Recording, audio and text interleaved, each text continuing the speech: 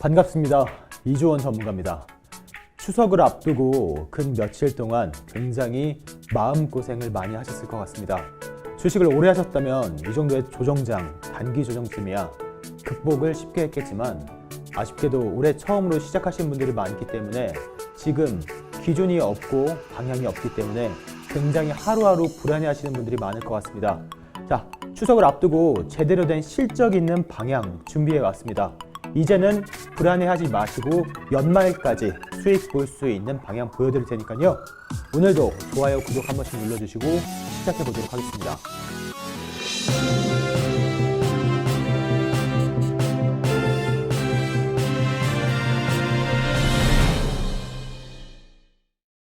자, 오늘은 장이 버텼습니다. 금요일 이제 추석 연휴를 앞두고 장이 버텼지만 어제 날짜였죠. 이제 9월 24일 2300선을 코스피가 내줬습니다. 그래서 어제 날짜까지 코스닥 같은 경우에도 마이너스 4%가 빠지면서 굉장히 우울한 하루를 보냈을 거라고 생각됩니다. 이러한 기준 자체가 정말 특히 올해 주식을 시작하신 분들, 코로나 이후에 하락장에 시작하신 분들은 처음 겪어보는 단기 조정이었을 거예요. 네. 다만 올해도 그렇고 작년도 그렇고 뭐 사이드카도 발동 안 됐고 서킷 브레이커도 안 걸렸기 때문에 이 정도의 단기 조정은 앞으로도 한국 증시에서 언제든 나올 수 있다. 그러니까 이제야 여러분들이 제대로 된 대한민국 주식장이 이렇구나라는 거를 깨닫고 계신 겁니다. 네, 절대 불안해하지 않으셔도 되고요. 오히려 저가 매수의 타이밍이 왔다. 이제는 추석을 앞두고 현금을 마련할 사람들은 다 마련했습니다. 그리고 단기 조정이 어느 정도 나오고 바닥이 나오고 있기 때문에 지금부터 상승 초기는 성장주 가치주를 구분했겠지만 이제는 큰 의미가 없어요. 그렇기 때문에 9월 말부터 시작되죠. 약 45일 동안 3분기 실적 공시 발표를 앞두고 이 실적 시즌에 이익 좋은 기업들을 찾아야 하겠죠. 떨어질 땐 다 같이 떨어지더라도 회복할 땐 그 탄력성이라든지 속도가 다릅니다. 지금 같은 시장에서는 진짜 기대감에 따라 코로나가 붙은 종목뿐만이 아니고 실적이 뒷받침되는 종목을 찾으셔야겠죠. 그래서 제가 저번 주에 원석 종목으로 보내드린 이 국적선사, 그렇죠. 10년간의 암흑기를 끝내고 2분기 흑자 전환을 성공하면서 올라가고 있는 이 HMM, 그러니까 현대상선이라는 종목이에요. 네. 올해 초반에 조선업에 훈풍이 불어오면서 조선업 같은 경우는 어느 정도 많이 올랐지만 아직까지 많이 오르지 않은 해운업 관련해서도 이제 국적선사로서 2분기에 1,300억 정도의 흑자 전환이 성공했고 3분기 4천억 이상의 어닝 서프라이즈가 예상되는 종목입니다. 그러니까 이 종목 같은 경우에는 예전에는 20만 원까지 갔던 종목이에요. 근데 10년 동안 진짜 2010년부터 2020년 10년 동안 적자였습니다. 꾸준한 적자, 뭐 그 안에 감자도 있었고 여러 가지 악재를 버티고 올해 2분기에 어닝 서프라이즈에 성공하면서 상승세를 이어가고 있고요. 자, 이 HMM 같은 종목은 사실상 올해 하반기를 볼 수도 있지만 내년, 내후년까지 충분히 볼 수 있다고 하고요. 9월 달 같은 경우도 초대형선 12척이 모두 출항했습니다. 이거는 3분기가 원래 중국 그 춘절을 앞두고 성수기인데 미주 운항까지 재개가 활발하게 되면서 코로나 피해임에도 불구하고 원활하게 실적이 올라가고 있고 만약에 내년 들어서 이제 코로나 이 안정세도 찾는다면 올해보다 하반기, 내년 상반기 그 이후가 정말 더 기대가 되기 때문에 지금도 뭐 3월 달에 비하면 한 200% 정도 상승을 했지만 지금 이 주가도 아직까지 절대 고점이 아니다라고 말씀을 드리고 싶고요. 이거는 일봉상만 본다면은 정말 이제 많이 오른 건 아닌가라고 생각하실 수 있는데 제가 이렇게 2010년부터 2020년까지 들고 온 거를 보시기만 하더라도 정말로 바닥이구나. 이제는 정말 해운업이 치킨 게임이 끝나고 원활하게 돌아가면서 우리나라 대한민국이 3면이 바다죠. 절대 조선업 해운업을 버릴 수는 없습니다. 앞으로 조금 더 많은 성장 추세를 보여주면서 올라갔으면 하는 바람이고요. 이런 종목들이 정말 9월 달부터 제가 저번 방송에 말했지만 배당주만 갔더라도 5% 정도의 수익은 가져갈 수 있습니다. 3달 동안. 근데 지금부터 시작해서 올해 연말, 내년까지 그 앞을 본다면 충분히 실적이 받쳐주는 이런 해운업에 투자한다면 그 이상의 수익을 가져갈 수 있을 거라고 봅니다. 그렇기 때문에 뭐 저번 주에 종목을 가리고 한번 설명을 해드렸으나 충분히 공개해드리고 있고 예전에 원석 종목들 또한 뭐 JLK 현재 좋은 모습 보이고 있기 때문에 이 종목도 충분히 한번 기다려보면 좋을 것 같습니다. 제가 항상 강조했던 이 일론 머스크의 테슬라 배터리 데이 22일에 있었는데 사실상 그 혁신 기술은 나오지 않았어요. 그렇죠? 혁신 기술은 나오지 않았습니다. 그렇기 때문에 테슬라의 주가는 많이 떨어졌죠. 뭐 이 영상을 보시는 분들도 뭐 테슬라라든지 니콜라 투자하시는 분들 많을 텐데 지금 똑같이 힘든 하루하루를 겪고 있다고 봐요. 그 일론 머스크의 배터리 관련해서도 여러 가지가 있지만 가장 핵심적인 내용 중에 하나, 그 자율주행차를 공개할 것이라고 발언했기 때문에 하락장에서도 자율주행 섹터만 많이 올랐죠. 제가 이 자율주행 같은 경우는 한 7월 초부터 삼성과 현대의 협업, 그렇죠? 한 7월 달 중순에 2번을 설명했는데 여태까지 오랫동안 눌려 있다가 이 일론 머스크의 말 한마디에 하락장을 깨고 상한가를 보여주는 모습을 보여주고 있는데 과연 이제 이 한 달 뒤에 자율주행이 완벽한 완전 자율주행에 나올 것인가가 핵심 화두로 떠오르고 있는데 사실상 저는 불가능이라고 봅니다. 이 완전이란 말은 완벽이라는 말은 사실상 뭐 기술자들, 엔지니어들에겐 금기라고 봐요. 네. 완벽은 있을 수 없습니다. 그렇죠? 뭐 시내 주행 문제를 8개의 카메라를 이용한 3D 인식 기술 적용해서 해결했다고 보는데 당연히 약점은 나오겠죠. 단점은 나올 겁니다. 그리고 뭐 현대라든지 다른 업체들은 레이더를 이용하는데 지금은 전파 및 카메라를 이용한 장애물 식별 자율주행 기술을 실현할 것이다. 그럼 이에 따라서 당연히 카메라 모듈 업체들 다시 한번 상승할 수밖에 없겠고 이 전파 업체, 위성 업체들도 올라갈 수밖에 없을 겁니다.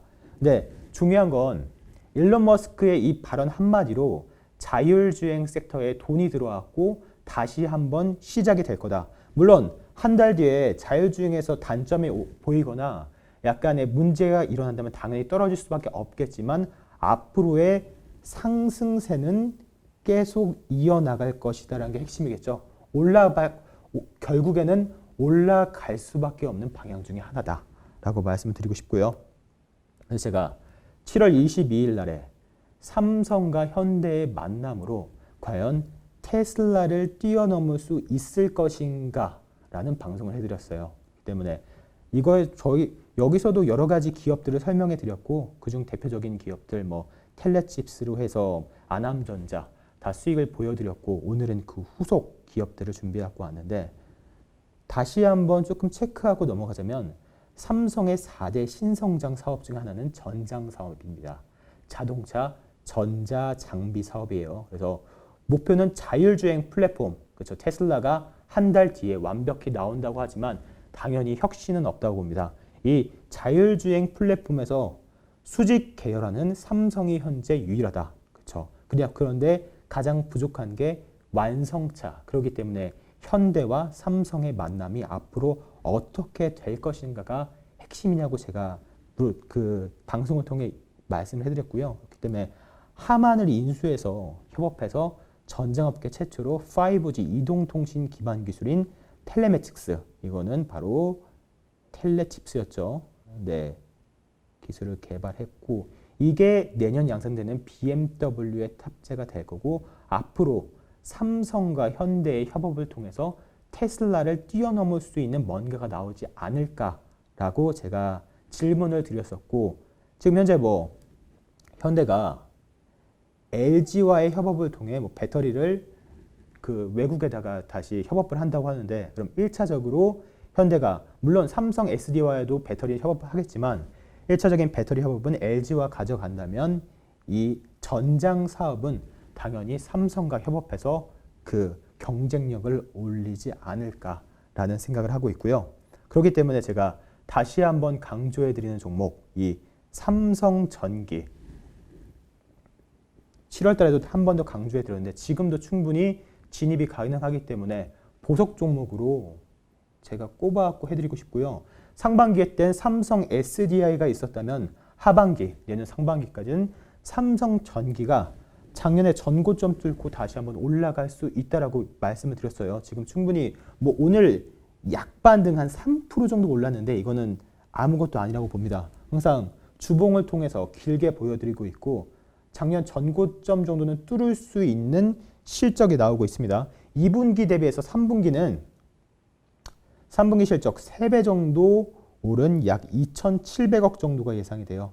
당연히 이 전자산업의 쌀이라는 MLCC가 핵심이고 이 MLCC는 뭐 5G, AI, 그리고 사물인터넷 등에 들어가는 핵심 원료입니다. 그리고 전장용 MLCC 시장에서 삼성전기 같은 경우에 일반 전자제품에선 글로벌 탑2지만 현재 전장, 이 자동차 전자장비 시장에서는 아직까지 일본의 점유율을 뺏기고 있는 상황에서 현대모비스에 현재 납품하는 건 약 10% 정도밖에 안 됩니다. 그 납품하고 있는 이 MLCC, 전장용 MLCC가 하반기 때 이 협업을 통해서 현대모비스와 추가 계약으로 올라갈 수 있다면 당연히 실적이 뒷받침되는 이 삼성전기가 지금부터 시작해서 12월 연말까지 내년까지 좋은 모습을 보여줄 수 있을 거라고 봅니다. 제가 방송을 여러 번 찍으면서 한 번, 두 번, 세 번까지 강조하는 종목들은 한 그래도 90% 이상은 올랐던 것 같아요. 그렇기 때문에 방송에서 제가 소개를 시켜드리고 절대 부담이 없는 자리고 여러분들 지금 뭐 이상한 애매한 종목들, 코로나 관련 붙은 종목들 기대감에 따라 올라가는 것들 잡지 마시고 이렇게 실적이 뒷받침되고 미래가 있는 종목들 잡으시면은 연말까지는 쉽게 수익을 보실 수가 있을 것 같습니다. 자, 그리고 6월 달 제가 가장 초반에 말씀드린 그 자율주행, 그렇죠? 아까 처음에 일론 머스크가 자율주행에 발언을 하면서 자율주행의 진정한 섹터가 시작됐다. 상승이 시작됐다고 제가 말씀드렸는데 다시 한번 강조를 해드리겠습니다. 자율주행의 핵심은 이 차량용 반도체에 있어요. 그 자율주행에서도 여러 가지 아까 그 레이더라든지 인공위성, 위성, 그리고 카메라 모듈 여러 개가 있지만 결국에 가장 핵심 부품으로서 움직일 거는 차량용 반도체다. 그렇기 때문에 지금 현재 기존 차에서 들어가는 건 200개에서 300여 개지만 추후에는 10배 이상, 2,000개 이상이 필요하기 때문에 가장 많은 매출 상승폭을 보이는 것도 지금 현재는 컴퓨터나 그 핸드폰용 반도체지만 추후에는 10년 뒤에, 5년 뒤에는 이 차량용 반도체 시장의 캐파가 가장 많이 커질 것이다. 산업은 항상 바뀌고 돌아갑니다. 지금 현재 반도체 산업이 조금 많이 눌려 있어요. 뭐 상반기 때 2차 전지, 수소 여러 가지의 산업들을 사이클을 돌고 있지만 눌림목인 반도체가 눌려 있기 때문에 이 차량용 반도체 주요 공급 기업이 어떤 기업이고 이 반도체의 수혜를 볼 게 어떤 건지를 지금부터 준비를 하셔야지 하반기, 내년 상반기 때 저희가 추구하는 50% 정도의 수익을 얻을 수 있겠죠. 물론 당연히 실적이 뒷받침되는 기업이어야 할 것 같습니다. 네. 제가 이 NXP를 다시 한번 보면서 강조를 해드렸던 게 저번에 보안주를 말씀드리면서 이 전자열쇠, 그렇죠? 네덜란드 굴지의 NXP 반도체 기업이 있는데 우리나라 기업 중에 이 NXP 반도체 패키징 후공정을 담당하는 업체가 있다. 제가 텔레트리스가 저번에 추천해드려서 50% 정도의 수익을 받지만 이 팹리스는 설계만 하는 기업이고 이 패키징이라는 건 후공정인데 현재 우리나라가 가장 부족하고 대만에 뒤처져 있는 기술도 이 패키징, 그러니까 삼성전자조차도 전공정에 투자하면서 후공정인 이 패키징이 굉장히 중요한 화두로 떠오르고 있는데 이 NXP와 그리고 삼성전자의 패키징을 담당하는 업체들이 현재 뭐 조정을 통해 이 사이클이 돌지 않아 바닥에 있죠. 사실상 설계만 하는 팹리스 업체보단 당연히 이 중요한 공정인 후공정, 패키징 업체들이 하반기 그리고 내년 상반기까지 충분히 큰 수혜를 보면서 50% 이상의 효과를 볼 수 있을 거라고 봅니다. 자, 텔레칩스 여러 번 설명해 드렸고 팹리스 업체 드렸고 이번에는 실적 바탕으로 된 패키징 업체 같이 한번 진입해 볼 건데요. 자, 윗번호 보이시죠? 오늘 키워드는 실적입니다. 자, 실적이 뒷받침되는 이 차량용 반도체 패키징 업체 같이 진입하실 분들은 윗번호로 실적 플러스 성함 보내주시면은 선착순으로 연락을 드릴 거고요. 지금 현재가 저점 매수 그리고 연말까지 이 50% 정도 수익을 보기에는 가장 좋은 시기입니다. 뭐 연말까지 대주주 요건도 있고 여러 가지 불안한 요건이 있어서 주식을 안 하신다면 정말 드릴 말씀이 없지만 앞으로도 다음 달에도 주식을 하실 거면 지금 기회는 절대 놓치지 마셔야 됩니다. 이 실적이라고 꼭 보내주셔서 이번 기회 놓치지 않고 50%의 수익은 다 가져가실 수 있었으면 좋겠습니다. 제가 전화를 뭐 매번 할 수는 없지만 그래도 가끔씩은 직접적으로 연락을 드리고 있어요. 아시죠? 이 영상을 보시는 분들도 결국에 방식을 바꿔야 계좌가 바뀌면서 인생이 바뀐다고 말씀을 드립니다.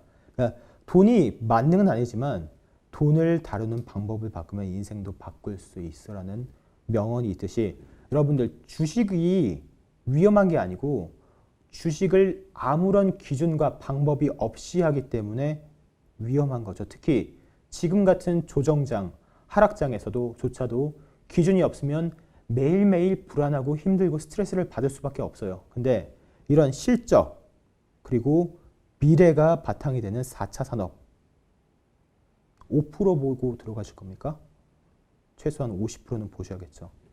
이런 종목들 지금부터 분할 매수로 저점으로 잡을 수 있는 기회입니다.